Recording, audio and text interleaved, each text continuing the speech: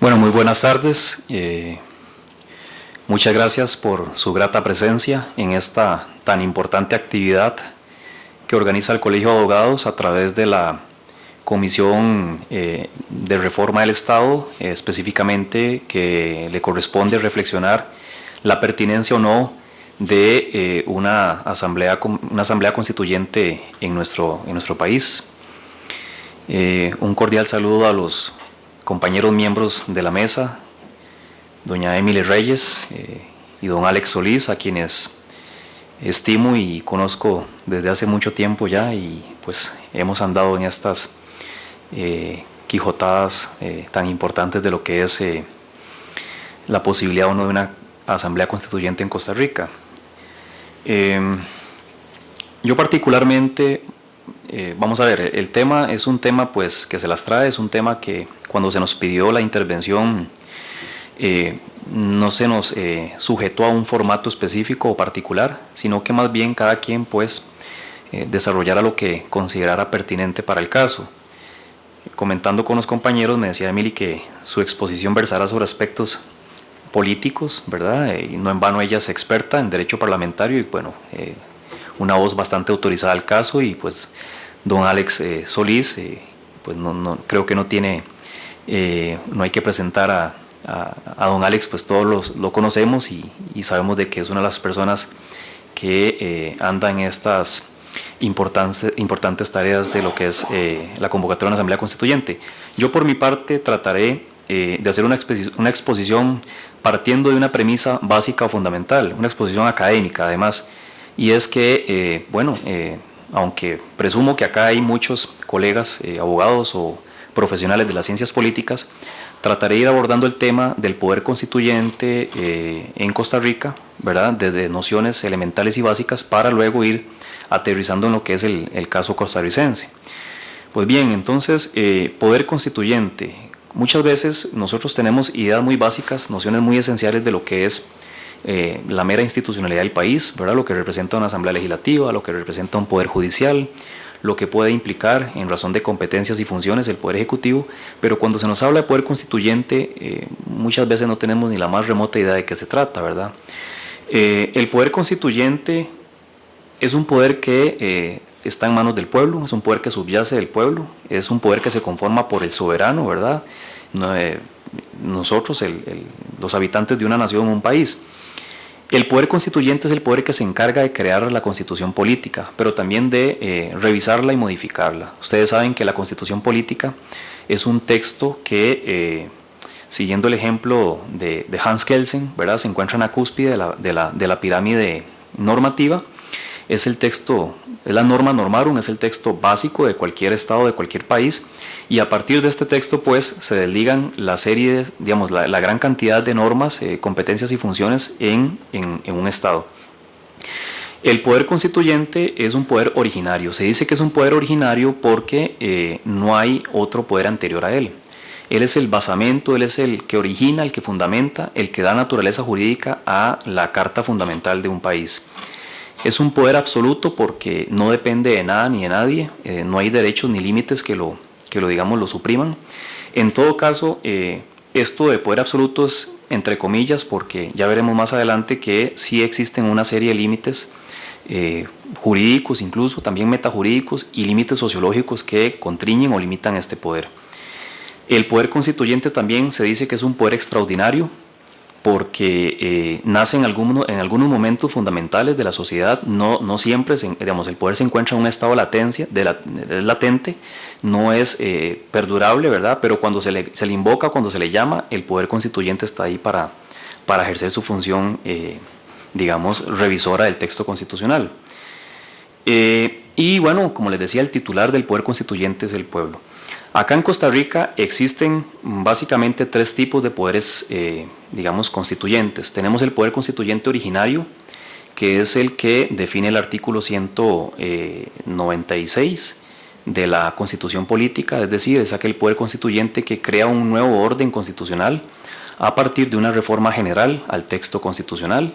tenemos un poder constituyente derivado que en el caso nuestro, igualmente con nuestra actual constitución política, es el que se encarga de hacer o de llevar a cabo las reformas parciales al texto de la Constitución, contemplado en el artículo 195 de la Constitución política, y luego tenemos un poder constituyente constituido, si se quiere, y es el que ha hecho o ha creado la institucionalidad de un país, ¿verdad? Que es el que se compone digamos, en lo que es la Asamblea Legislativa, el Poder Judicial, el Poder Ejecutivo, entre otros. ¿Por qué es importante reformar una constitución política? Bueno, una constitución política es un texto que nace para que sea un texto estable en el tiempo y en el espacio. Sin embargo, con el devenir de los tiempos y los cambios circunstanciales o las coyunturas político-económicas, el país va cambiando y también se requiere que la Constitución se vaya ajustando a esas variables y a esos cambios. Vamos a ver, la Constitución política es una norma, es un objeto creado por el ser humano, y en esta medida pues no se cambia solo, requiere siempre, digamos, de que se esté aventajando, de que se esté acondicionando a los tiempos, digamos, a los momentos actuales. En el procedimiento de reforma constitucional participan una serie de actores políticos, ¿verdad? En el caso costarricense, básicamente son 3 los actores políticos que tienen intervención. Tenemos la Asamblea Legislativa por un lado, el pueblo mediante referéndum y la Asamblea Nacional Constituyente. Y además hay 3 tipos de reformas en virtud de ese poder constituyente que se pueden llevar a cabo en beneficio de la Constitución política. Tenemos las reformas parciales y las reformas generales. En lo que corresponde a las reformas parciales, hay, por decirlo así, tres formas o 3 maneras de intervención de parte de estos actores políticos. El pueblo puede intervenir en lo que es una reforma constitucional parcial, ¿verdad?, mediante su votación en referéndum. Este referéndum puede ser convocado por el pueblo, siempre y cuando la iniciativa parta del 5% del padrón electoral, ¿verdad? También la Asamblea Legislativa puede convocar a este referéndum si 2/3 partes de los miembros así lo tienen a bien, y el Poder Ejecutivo, junto con una mayoría absoluta, también lo puede hacer con una mayoría absoluta de la Asamblea Legislativa Conjunta. Esto, digamos, en lo que es reforma parcial para cambios o modificaciones parciales al texto de la Constitución política. Pero también existe la posibilidad de llevar a cabo reformas parciales por medio de la modalidad del constituyente derivado en cabeza de la Asamblea Legislativa, que es a través del artículo 195 de la Constitución política, ¿verdad? Que es todo un procedimiento agravado que se tienen que cumplir una serie de etapas.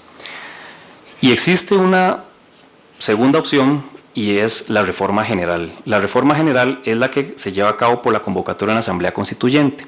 Esta reforma general, pues, lo que se aboca es una reforma no necesariamente total, sino general de la Constitución política, y esta posibilidad nos la da el artículo 196 de la Constitución actual, ¿verdad?, que lo que establece es la convocatoria en la ley con una mayoría calificada de 2/3 partes de la Asamblea Legislativa. Ahora bien, últimamente se ha venido hablando de poder constituyente a razón de una serie de cambios o de unos hechos que denotan que la estructura institucional del país se encuentra totalmente viciada y no está respondiendo a las demandas del momento. Y esto básicamente responde a una serie de factores importantes que hay que tener en cuenta. Yo no sé si ustedes saben, pero la Constitución política actual nuestra del año 1949 es una constitución que obedece o se afincó en una constitución política del siglo XIX. Digamos, el sustrato o el contenido principal lo toma de la Constitución política de 1871, cuando al momento en que estalla la Revolución del 49, la Junta Militar de José Figueres Ferrer toma ese texto base, descarta un texto progresista y, lejos de ver hacia adelante, ve hacia atrás, toma la Constitución del 71 e implementa o crea la Constitución del 49. Lo que sucede es que de 1949 a la fecha, a la Constitución actual se le han ido realizando una serie de modificaciones que lo que han ido creando es una Constitución, digamos, llena de parches, una Constitución que carece de coherencia, una Constitución que ya no responde a las demandas del momento porque ha perdido unidad y también ha perdido coherencia. Actualmente, por ejemplo, existen más de 60 proyectos presentados en corriente legislativa que a la fecha del 49 a hoy han impactado unos 93, unos 95 artículos del texto constitucional. Es curioso porque cuando uno, por ejemplo, recurre al argumento a la necesidad estatal de propiciar un poder constituyente para la convocatoria de una asamblea constituyente, muchos detractores dicen que por la vía de las reformas parciales es posible llevar a cabo, digamos, lo que es la actualización o el remozamiento de la Carta Fundamental. Sin embargo, eso es falso por muchos motivos, ¿verdad? Eso es falso porque actualmente la Asamblea Legislativa no posee la expertise o las competencias necesarias que los tiempos demandan para poder llevar a cabo estas reformas parciales. Hay algunos argumentos que se han planteado en razón de que por qué debe ser importante además la convocatoria de la Asamblea Constituyente en el momento. La Constitución actual ya no regula el ejercicio del poder, ya no sustancia ni tampoco controla adecuadamente lo que es la materialización del poder. Existe, por ejemplo, un poder legislativo que no legisla con base en los tiempos actuales del momento, es un poder legislativo que está totalmente entrabado en virtud de un sistema que se encuentra polarizado, digamos, por los intereses políticos.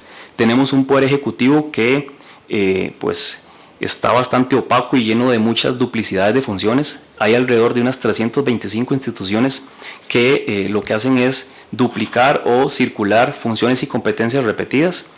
Tenemos un poder judicial que no cumple ni satisface lo que es el principio de justicia pronta y cumplida, digamos la tutela judicial efectiva de los administrados y de los usuarios o de los ciudadanos. Todos los días, a diario, se ve totalmente violentado por el mismo poder judicial, es decir, el mismo poder, bueno, lo vimos hace unos días, con el tema de los magistrados y todo este tema que tiene que ver con corte plena, las funciones que se entremezclan entre competencias jurisdiccionales y meramente administrativas, ¿verdad? La calidad de vida de las personas, si bien, digamos, no es paupérrima, pero sí ha venido de más a menos.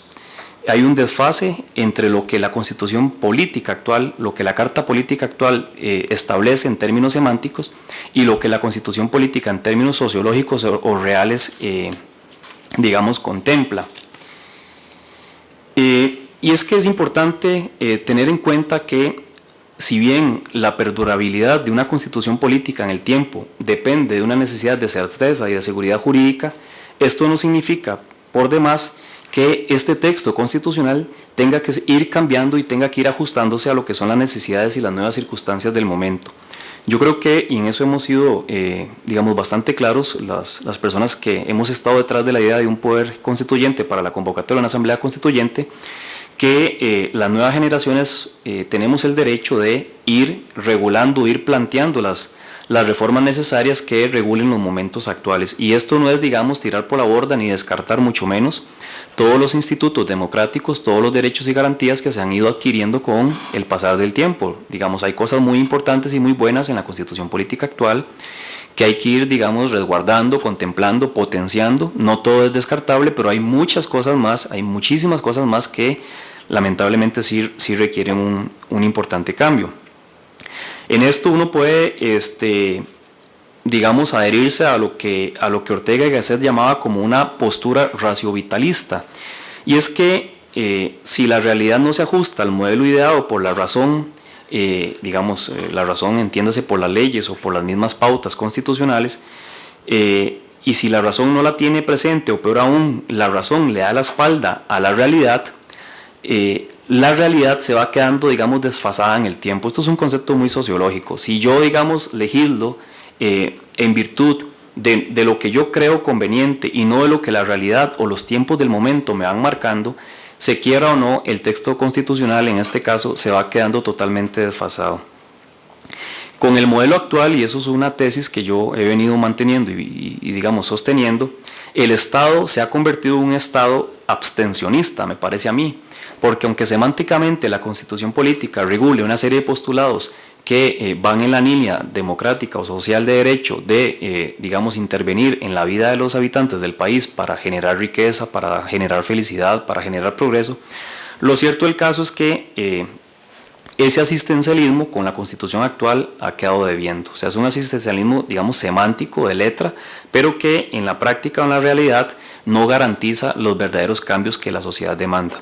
Como diría por ahí un autor, hay libertad, pero es una libertad de vivir bajo los puentes, ¿verdad? O sea, es decir, la Constitución garantiza ciertos derechos, pero ¿en qué sentido esos derechos puedo yo llevarlos a la práctica? Porque si hay libertad, pero esa libertad es para vivir debajo de los puentes, en el fondo, digamos, no hay ninguna libertad. Entonces, eso por ahí. Siempre van a haber detractores con respecto a lo que es un poder constituyente.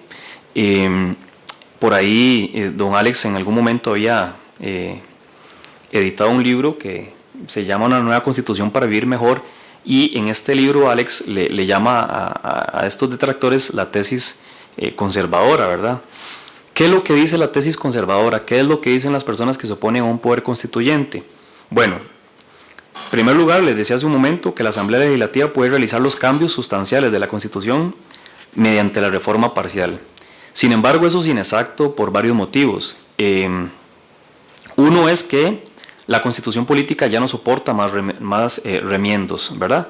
Una de las garantías fundamentales de un texto, de una ley, de una Constitución, es esa coherencia o esa unidad entre, digamos, sus normas y sus artículos. La Constitución actual ya no lo soporta. O sea, la Constitución ha sido tan modificada en el devenir de los años que ya ha perdido total coherencia y total sistematicidad. Esto, digamos, obviamente pierde la unidad interna de la Constitución.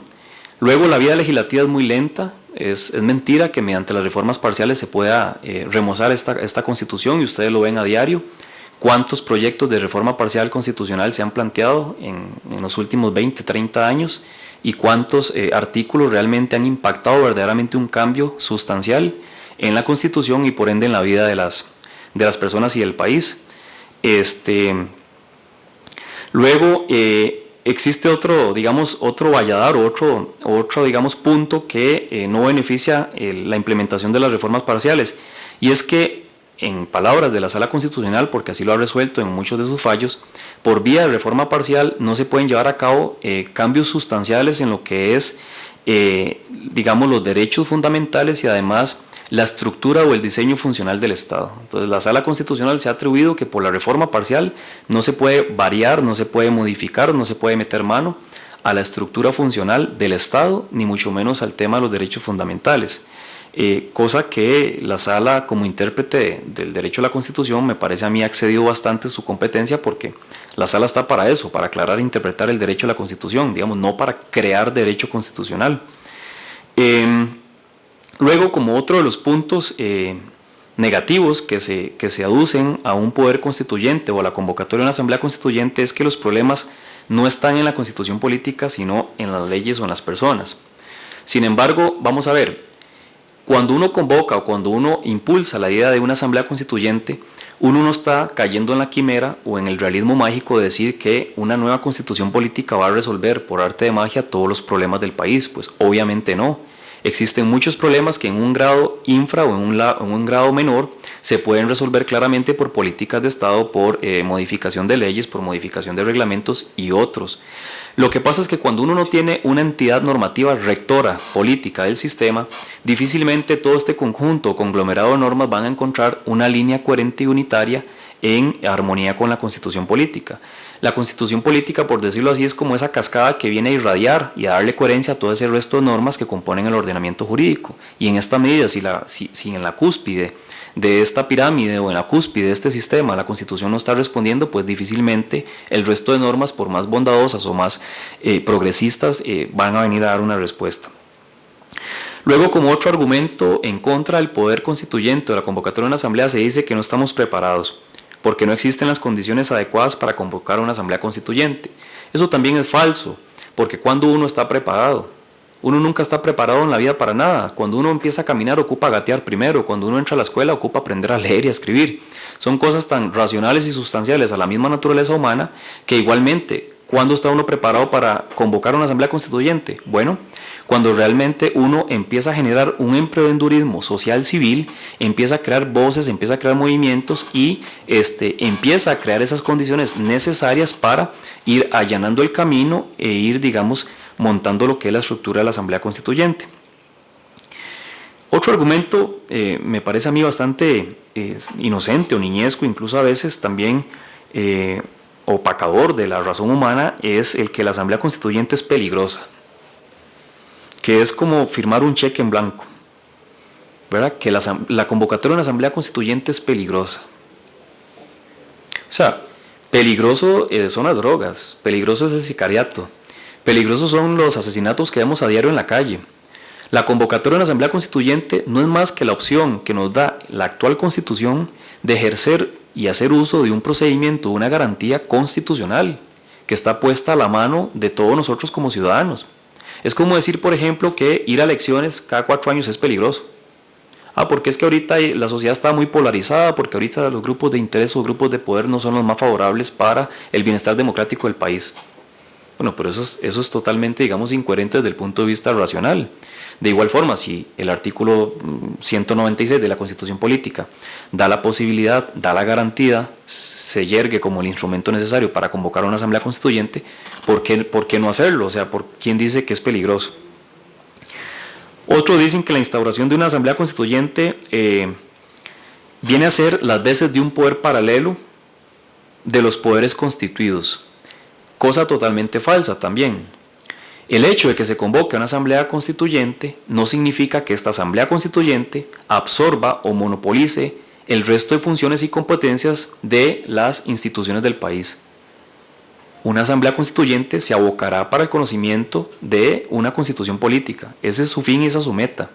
Deliberar, racionalizar el ejercicio del poder para crear una constitución política, pero esto no significa que instituciones o poderes constituidos como la Asamblea Legislativa, como el Poder Judicial, el Poder Ejecutivo, las instituciones autónomas, las municipalidades, las universidades públicas, etcétera, otros actores político-nacionales, tengan que rendirse a lo que la Asamblea Constituyente venga a definir en esos temas. La Asamblea Constituyente nace y fenece para dar un resultado, y este resultado no es otra cosa más que el texto de la Constitución Política.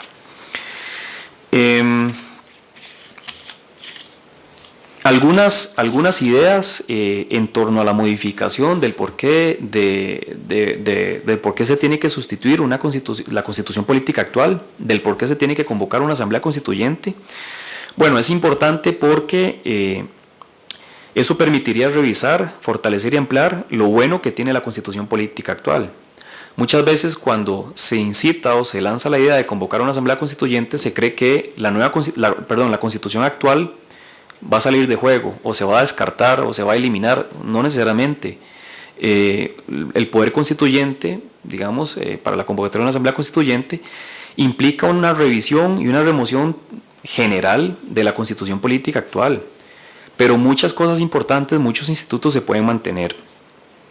Otro punto importante del por qué tendría que modificarse una Constitución Política a través de una Asamblea Constituyente es porque ocupamos mejorar las condiciones de vida de todas las personas. Hay muchas cosas actuales en el país, hay muchas situaciones que ya no están respondiendo, ya están, digamos, como bomba de tiempo, y ustedes lo ven a diario, lo vemos a diario en los diarios del país, ¿verdad? Les decía hace un momento, desde que el Poder Judicial entremezcla en términos, digamos, de magistratura, funciones jurisdiccionales con funciones administrativas, hasta asuntos, digamos, como que las municipalidades tienen bastantes reducidos sus presupuestos de ejecución, como que existe una visión muy vallecentrista o muy centralista del poder, ¿verdad? Se necesita descentralizar más ese poder, como que no existe un régimen de responsabilidad lo suficientemente potente y robusto, ¿verdad? En cuanto a lo que son figuras importantes como el presidente, los ministros, los diputados, es un régimen bastante débil.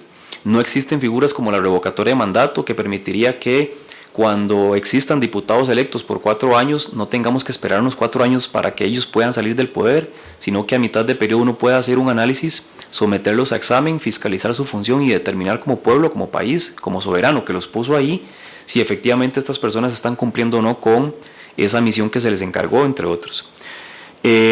Mejorar la calidad de vida de la democracia, constitucionalizar los principios que rigen las relaciones internacionales del país, ordenar, profundizar, ampliar el capítulo de los derechos humanos. Bueno, ustedes saben que la Constitución Política actual está bastante rezagada en lo que es derechos humanos, en lo que es la progresividad de estos derechos humanos, si no es gracias al control de convencionalidad que se hace, digamos, de los instrumentos internacionales en derechos humanos que Costa Rica ha suscrito y al cual está adherida. muchos de estos derechos no se estuvieran implementando, no se estuvieran, digamos, aventajando en muchas situaciones diarias, en muchos intereses y derechos subjetivos de las personas de este país. Pero bueno, esto ocupamos constitucionalizarlo. Algo muy importante también es que la constitución política nuestra, la actual del 49, es una constitución muy, muy benévola en el sentido de que otorga muchos derechos, pero no establece una cartilla, no establece un apartado, un capítulo de deberes y obligaciones como ciudadanos. Entonces, somos personas, somos ciudadanos de un país que pues exigimos muchos derechos, pero no tenemos deberes y obligaciones con respecto al país como tal y con respecto a nuestros congéneres, ¿verdad? Descentralizar el ejercicio del poder y acercar la toma de decisiones a la sociedad civil y al poder, mejorar la estructura administrativa del Estado y la gestión de los asuntos públicos, crear puede ser un cuarto poder, ¿verdad? De la República, cual podría ser el Tribunal Supremo de Elecciones, es decir, darle esa condición de poder, ¿verdad? Ya elegirlo como poder. En la Asamblea Legislativa, en el Congreso, bueno, pasar de denominar la Asamblea Legislativa a denominarla Congreso, porque la Asamblea Legislativa no solamente produce leyes, también lleva a cabo una serie de funciones y competencias relacionadas con lo que es la representación y expresión del poder, asuntos presupuestarios, administrativos, con control político, funciones de constituyente derivado cuando hace las veces de reformador parcial de la Constitución, funciones cuasi jurisdiccionales, entre otras.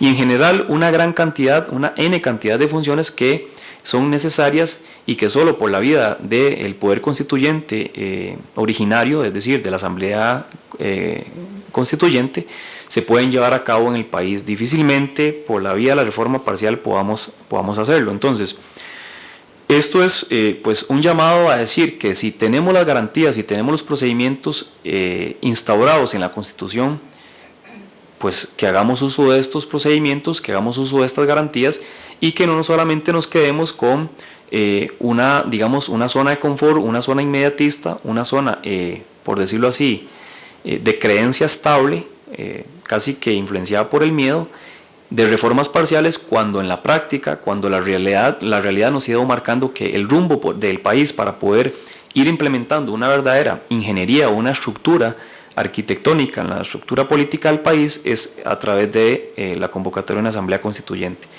Bueno, estos son, digamos, pues unas líneas muy generales, muy básicas que yo he querido introducir para que los compañeros las complementen y luego cualquier cosa, pues sigamos con el diálogo. Muchas gracias.